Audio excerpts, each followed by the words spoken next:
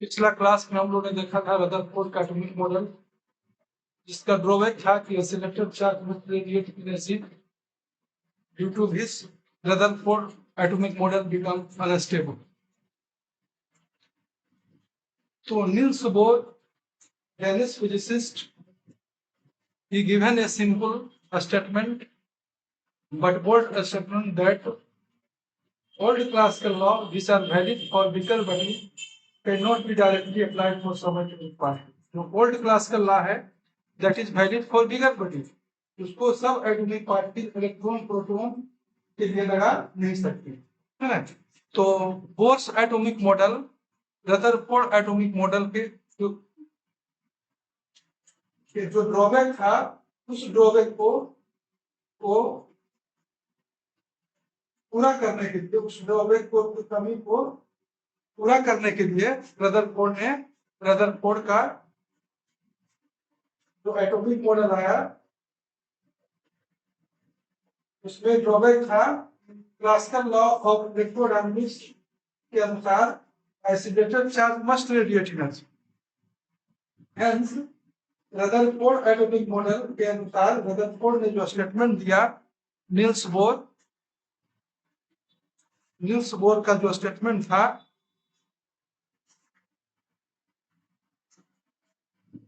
उसमें Rutherford model के बचाव में था। तो आज बोर्स एटॉमिक मॉडल पढ़ते हैं। Bohr's atomic model, Bohr's atomic model, Bohr's atomic model, Bohr's atomic model.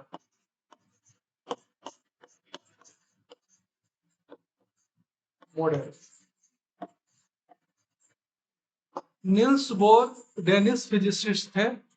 Niels Bohr Danish physicist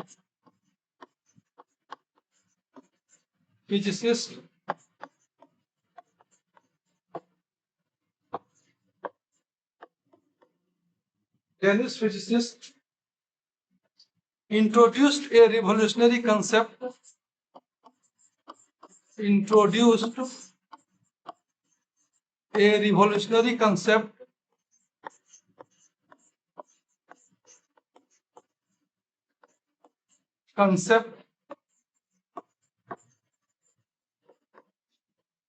called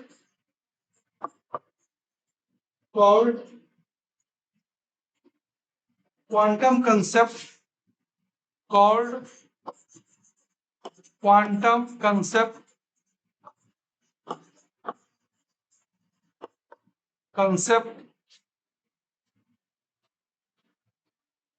to provide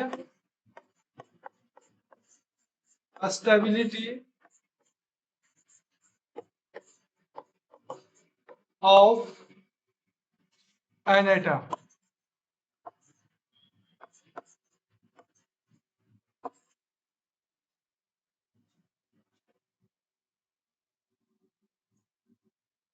He made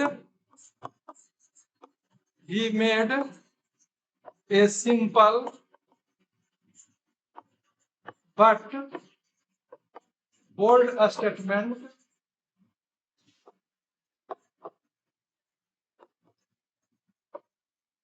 that old classical law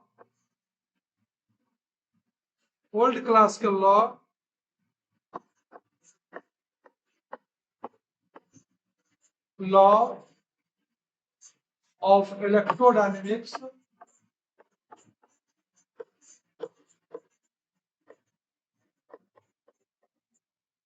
which is valid for bigger bodies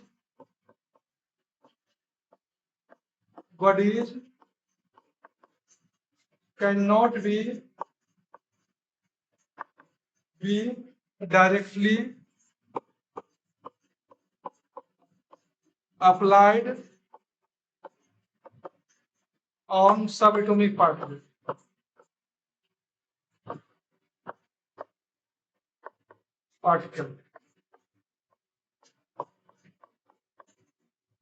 particle. जो old class का law है वो बिगर body के लिए लागू है, उसे directly सब एटॉमिक पार्टिकल के लिए लगा नहीं सकते। ओल्ड क्लास का law this are valid for bigger bodies, बड़ा वस्तु के लागू है, can not be directly applied on सब एटॉमिक पार्टिकल पर लगा नहीं सकते। He introduced he introduced new idea, he introduced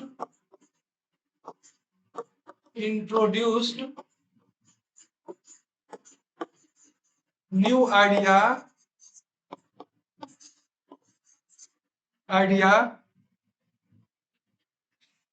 for stability of atom.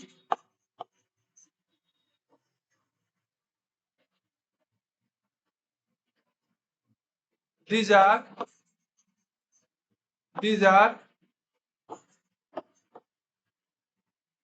first, the necessary centripetal force required for encircling electron. The necessary centripetal force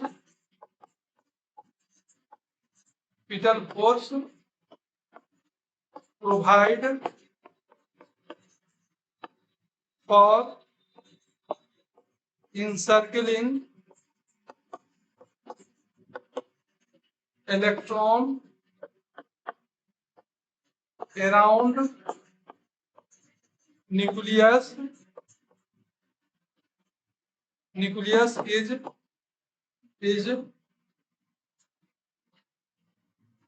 is supplied by electrostatic attraction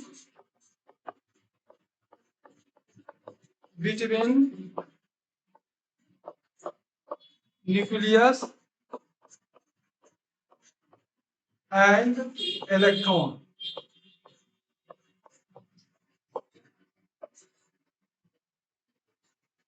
इन्होंने कुछ idea दिया stability of item के लिए कि the centripetal force, electron nucleus के चारों तरफ घूम रहा है, तो सेंट्रीपिटल फोर्स कहां सप्लाइड होता है?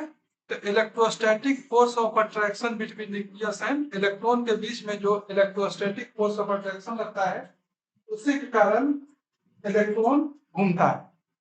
सेंट्रीपिटल फोर्स कौन प्रोवाइड करता है? तो electrostatic attraction between nucleus and electron, और इलेक्ट्रॉन कंटिन्यूअसली न्यूक्लियस के चारों तरफ घूमते रहता है। और सेकेंड स्टेटमेंट दिया, electron in atom can revolve in those orbit. Electron जो न्यूक्लियस के चारों तरफ रिवॉल्व करेगा, वो खास ऑर्बिट में रिवॉल्व करेगा, उस ऑर्बिट को कहेंगे stationery orbit. While encircling in stationary orbit, electron do not absorb or radiate energy. Second statement जो स्टेबिलिटी के लिए दिया वो ये था। Second statement, electron in an atom, the electron in an atom revolve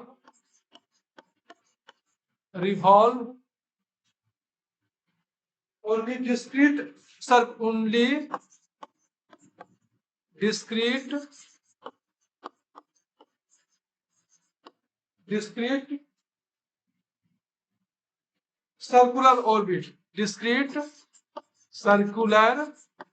orbit called a stationary orbit. A stationary orbit.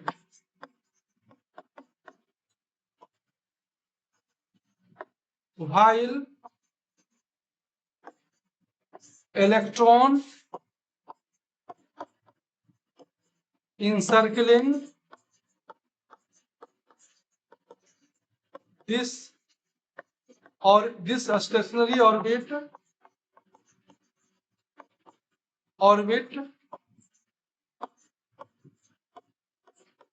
neither absorbed or released energy। जब electron stationery orbit में रहेगा तो ना एनर्जी का एब्जॉर्ब करेगा ना उसका रिलीज करेगा। स्टेशनरी ऑर्बिट में किसी तरह का एनर्जी का न एब्जॉर्प्शन होता है ना उसका शोषण होता है।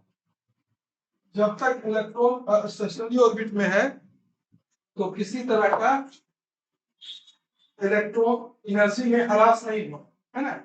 पहला स्टेटमेंट था कि इलेक्ट्रॉन और उस इलेक्ट्रॉन को घूमने के लिए आवश्यक सेंट्रीपिटल फोर्स कहां से मिलता है, तो electrostatic attraction between nucleus and electron के बीच। और दूसरा, electron in an atom revolve in discrete orbit, circular orbit में, खास ऑर्बिट में घूमता है जिसे कहते हैं स्टेशनरी ऑर्बिट। जब तक इलेक्ट्रॉन स्टेशनरी ऑर्बिट में रहेगा नाइदर एब्जॉर्ब और रिलीज एनर्जी, ना एनर्जी एब्जॉर्ब करेगा ना रिलीज करेगा। तो बोर्स का एटॉमिक मॉडल, जो रदरफोर्ड का जो एटॉमिक मॉडल था, उसमें रदरफोर्ड का एटॉमिक मॉडल का ड्रॉबैक था कि isolated charge must radiate energy. उसको, उस स्टेटमेंट को बचाने के लिए, उस स्टेटमेंट के फेवर में इन्होंने दो स्टेटमेंट दिया कि इलेक्ट्रॉन सब ऑर्बिट में नहीं घूमता, इलेक्ट्रॉन खास ऑर्बिट में घूमता है, डिस्क्रीट ऑर्बिट में घूमता है, उसको स्टेशनरी ऑर्बिट कहते हैं। जब तक इलेक्ट्रॉन स्टेशनरी ऑर्बिट में रहेगा नाइदर एब्जॉर्ब और रिलीज एनर्जी। तो बोर्स एटॉमिक मॉडल जो 9th क्लास में जो पढ़ना है उसमें यही दो पढ़ना है।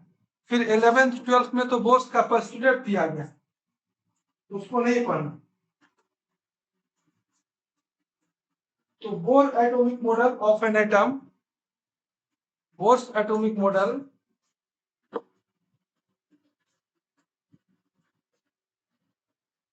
बोर्स मॉडल कुछ इस तरह, बोर्स मॉडल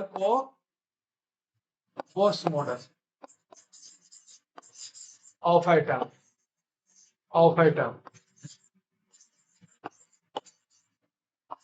कुछ इस तरह से लिख सकते हैं।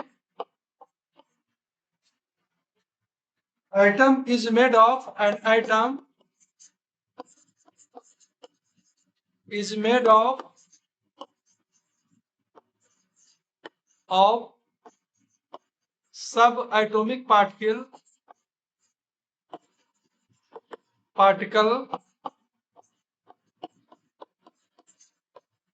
electron,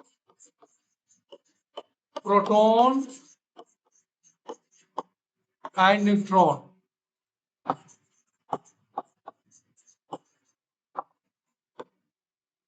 इससे बना होता है। प्रोटॉन में पॉजिटिव चार्ज होता है, प्रोटॉन पॉजिटिव चार्ज का होता है और इलेक्ट्रॉन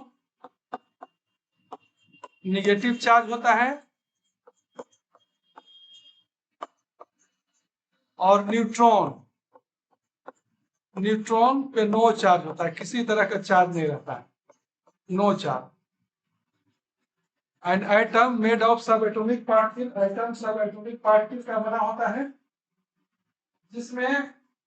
जिसमें प्रोटॉन और neutron are located in nucleus. दूसरा स्टेटमेंट है proton and neutron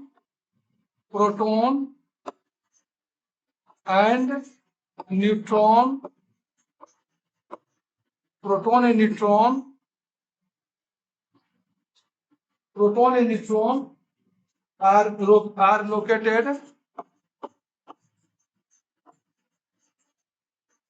located in a small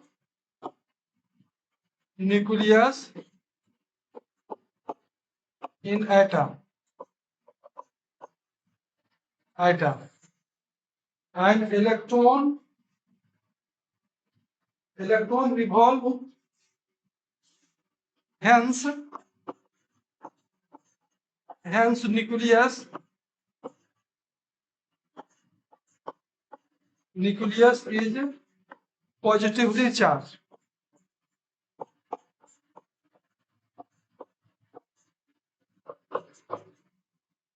Electron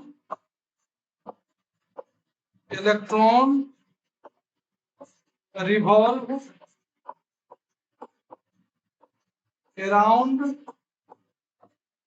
nucleus with high speed. high speed में रिवॉल्व करता है.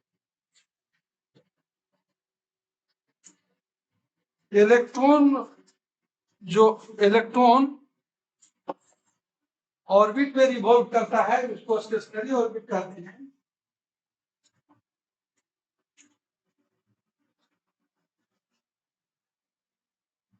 Electron revolve in a stationary orbit या एनर्जी लेवल इसको कहते हैं, एनर्जी लेवल या सेल कहते हैं, इसको एनर्जी लेवल या सेल कहते हैं.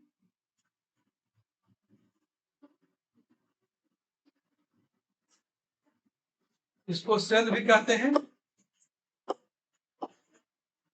सेल कौन कौन होता है?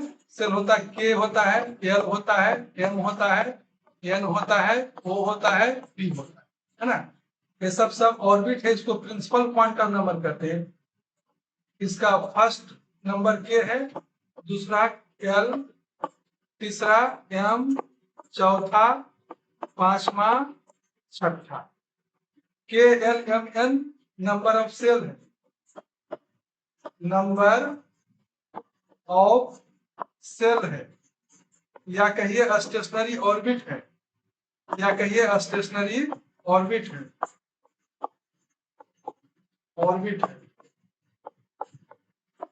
के क्लोज टू न्यूक्लियस है, के का क्लोज टू न्यूक्लियस है, और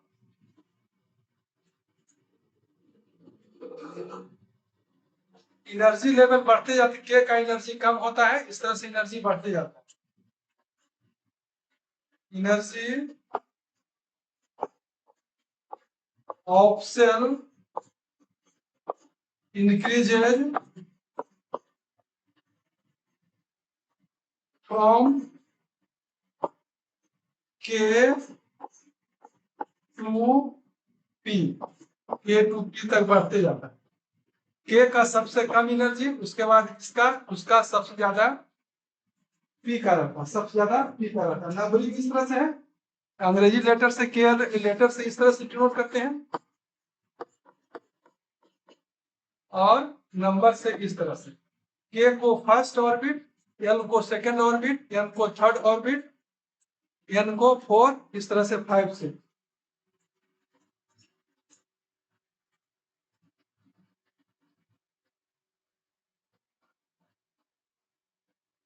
There is limit of number of electron. सब में नंबर ऑफ इलेक्ट्रॉन लिमिट रहता है.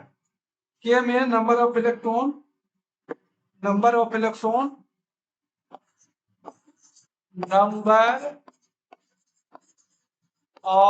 electrons are fixed in cell.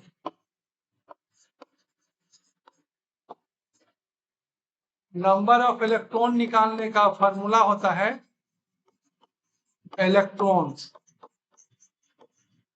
Electrons निकालने का फॉर्मूला होता है 2n². जैसे के सेल के है, सेल के number of electron number of electron के बराबर 1 फर्स्ट ऑर्बिट में 2 इलेक्ट्रॉन, के एल बराबर 2, 2 दूनी 4 दूनी 8, के एल एम नंबर 3 है, 3 3 9 दूनी 18, के एल एम एन में 4, 16 दूनी 32। इस तरह से इलेक्ट्रॉन की संख्या हो। सब ऑर्बिट में इलेक्ट्रॉन की संख्या जो सेल होता है उसमें फिक्स होता है, और energy energy of shell associated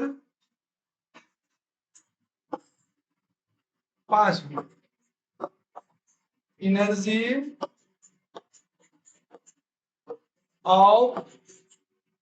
of cell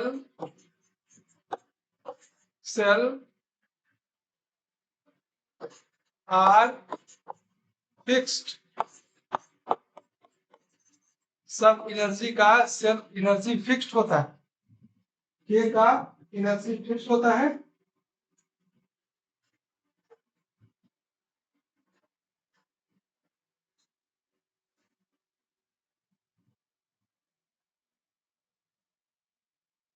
के L M N O less energy, सब लेस एनर्जी इसमें होता है। न्यूक्लियस के जो क्लोज में होता है उसमें लेस एनर्जी होता है। लेस एनर्जी इस तरह से बढ़ते जाते हैं, एनर्जी बढ़ते जाता है, increase energy, more energy. Energy सब हर एक ऑर्बिट हर एक सेल का फिक्स होता है, जो के में सबसे कम इस तरह से बढ़ते जाता है, ओ में ज्यादा होता है।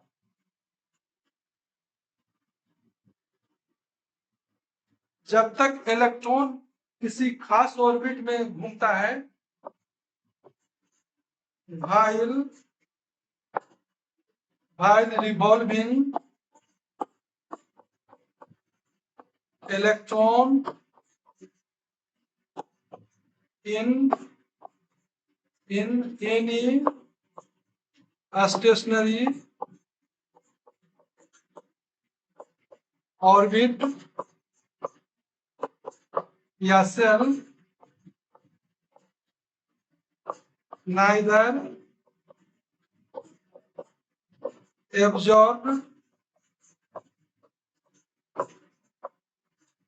or released energy। जब तक इलेक्ट्रॉन स्टेशनरी ऑर्बिट में है तो किसी तरह से एनर्जी का लॉस या या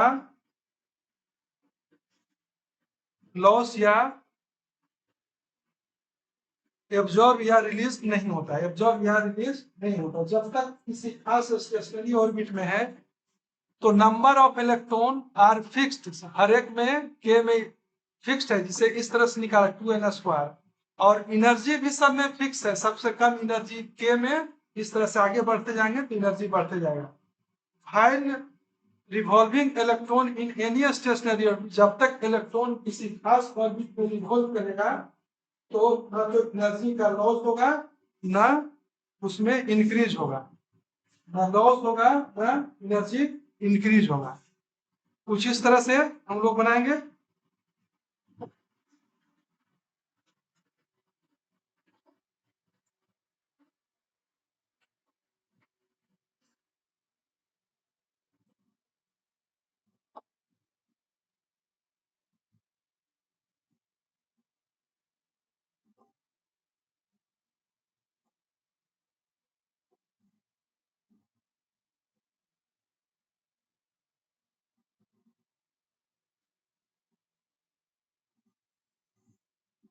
ये न्यूक्लियस हुआ, फर्स्ट में K number, K L number,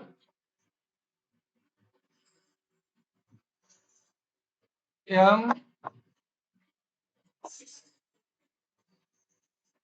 N number. n।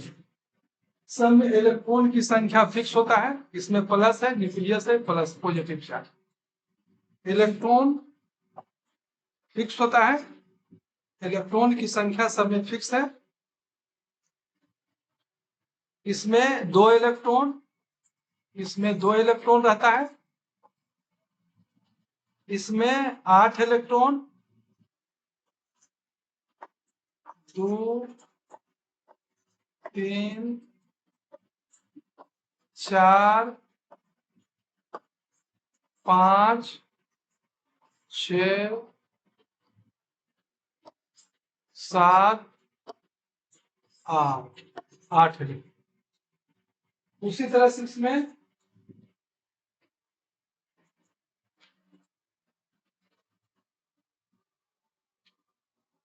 इसमें इसमें भी 8 बना देते हैं, रहता तो ज्यादा है।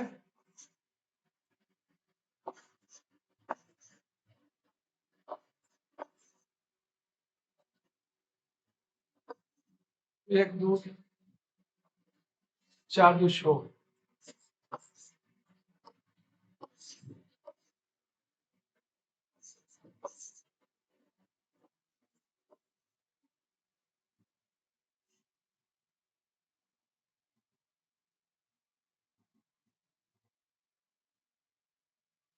यही सब एनर्जी लेवल हुआ। एनर्जी लेवल कह सकते हैं, इसी को सेल कहते हैं, इसी को स्टेशनरी ऑर्बिट कहते हैं, ऑर्बिट कहते हैं, स्टेशनरी ऑर्बिट कहते हैं, स्टेशनरी ऑर्बिट।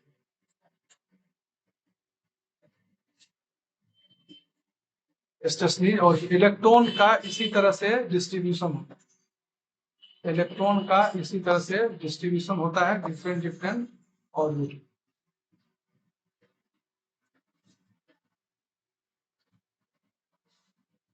कुछ टर्म पढ़ते हैं जैसे atomic number,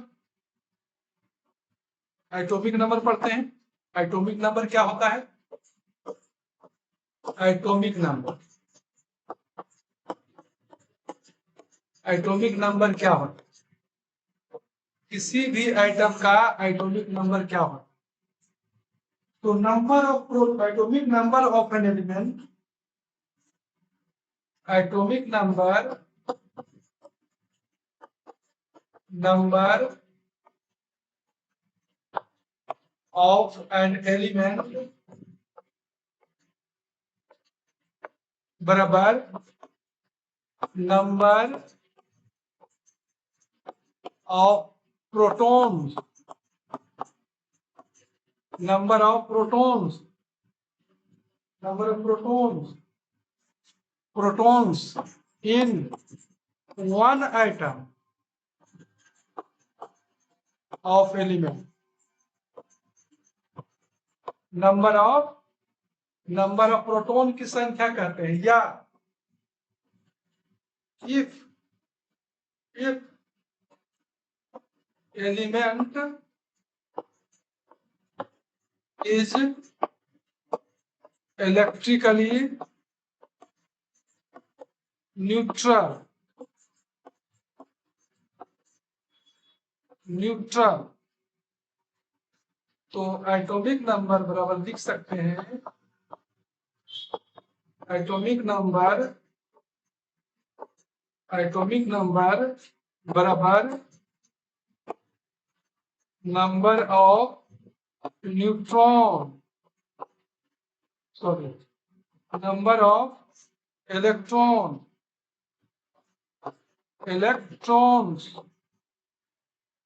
in one atom of element.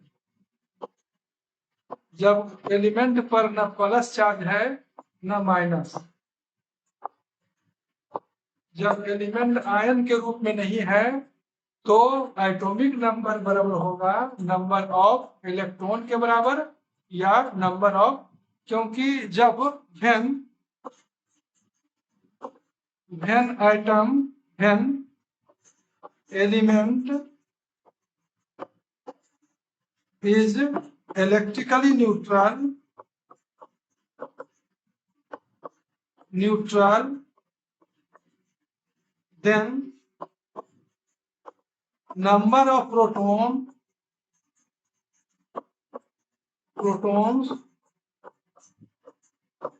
बराबर number of electrons.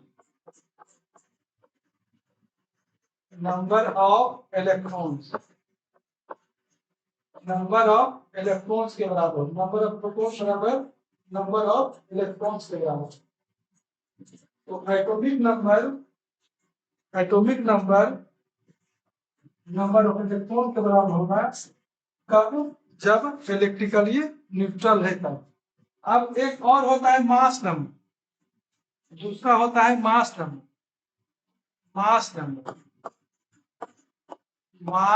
Number. Mass number किसी एलिमेंट का होगा, मास नंबर बराबर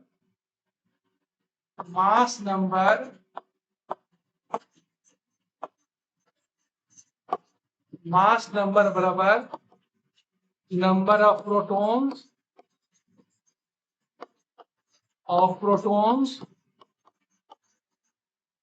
plus number of neutrons.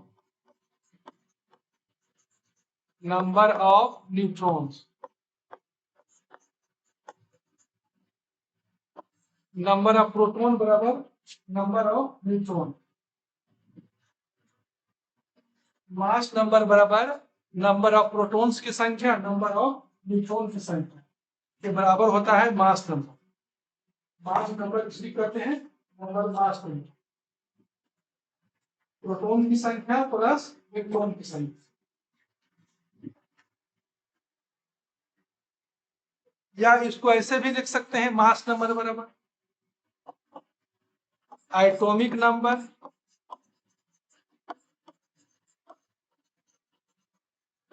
Plus number of neutrons लिख सकते हैं. एटॉमिक नंबर भी नंबर ऑफ प्रोटॉन के बराबर होता है, तो मास नंबर को इस तरह से भी लिखा जा सकता है. मास नंबर को इस तरह से लिख सकते हैं. मास नंबर को हम लोग इस तरह से लिख सकते हैं. मास नंबर को इस तरह से लिख सकते हैं.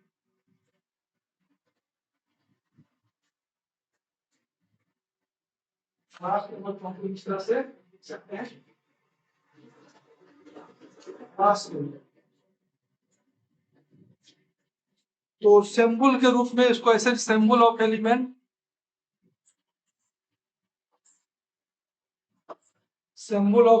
इसमें देंगे सिंबल ऑफ एलिमेंट और नीचे में रखेंगे एटॉमिक नंबर. यहां रहेगा एटॉमिक नंबर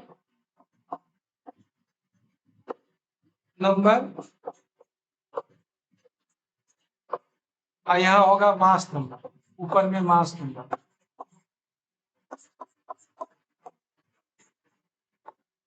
मास नंबर इस तरह से रिप्रेजेंट करेंगे. किसी एलिमेंट में उसमें कंस्टिट्यूएंट कितना है उसको इस तरह से हम लोग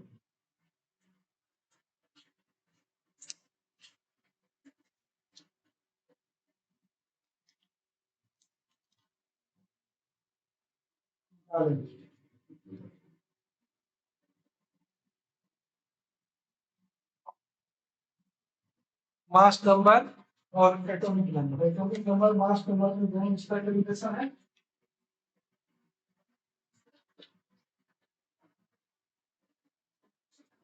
तो आज हम लोग ने देखा बोस का एटॉमिक मॉडल जो रदरफोर्ड के पेपर में दिया गया था.